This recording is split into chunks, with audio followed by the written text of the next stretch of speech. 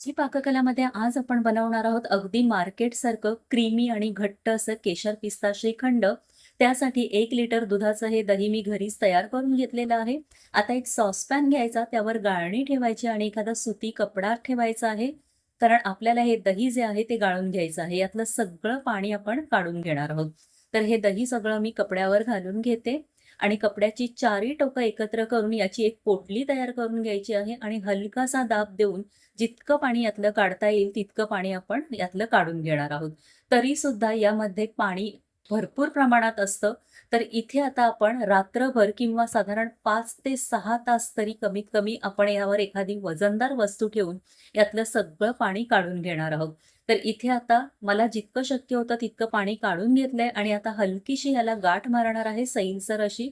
आणि माझ्याकडे इथे वजनदार ट्रायप्लायची भांडी आहेत, ती मी ठेवणार आहे. तुमच्याकडे कोणतीही वजनदार वस्तू असेल ती यावर ठेवायची आहे आणि कमीत कमी 5 ते 6 तास किंवा रात्रभर जरी आपण असं ठेवलं तरी काहीच हरकत नाही. सगळं पाणी निघून जाणं खूप गरजेचं आहे. तर इथे मी 6 तास ही भांडी ठेवलेली यावर आणि इथे मस्त असा चक्का आपला तयार झालेला आहे. हा चक्का आपण आपल्या श्रीखंडामध्ये वापरणार आहोत. आता पुन्हा एक सॉसपॅन घेतलंय, त्यावर गाळणी ठेवली आणि हा जो चक्का आहे हा मी गाळून घेते. ही प्रोसिजर खूपच इम्पॉर्टंट आहे, स्किप करू नका.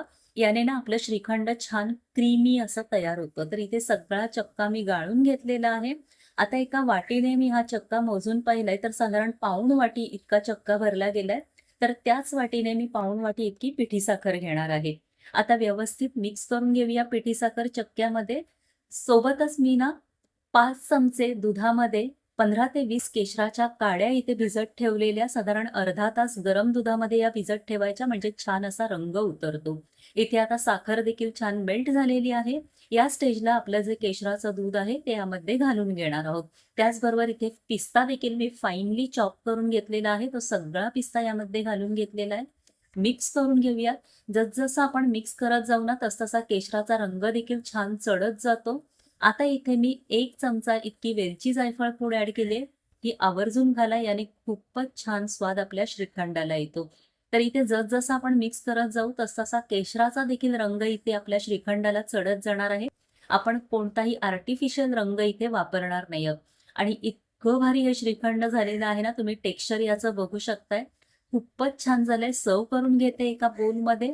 वरनं आता थोडेसे मी पिस्ता बाजूला ठेवलेले त्याने डेकोरेट करून घेते. थोडेसे पिस्त्याचे काप आणि केशराच्या काड्या इथे वरनं लावून घेणार आहे डेकोरेशनसाठी.